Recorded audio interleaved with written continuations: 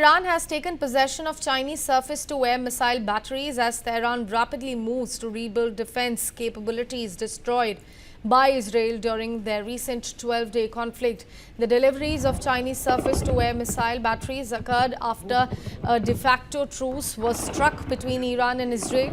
The officials, in fact, did not say how many surface-to-air missiles or SAMs Iran had received from China since the end of the fighting. However, one of the Arab officials said that Iran was paying for the SAMs with oil shipments. China is the largest importer of Iranian oil, and the U.S. Energy Information Administration suggested in a report in May that nearly 90% of Iran's crude and condensate exports flow to Beijing. Iran has taken possession of Chinese surface-to-air missile batteries as Tehran rapidly moves to rebuild defense capabilities destroyed by Israel during their recent 12-day conflict. The deliveries of Chinese surface-to-air missile batteries occurred after a de facto truce was struck between Iran and Israel.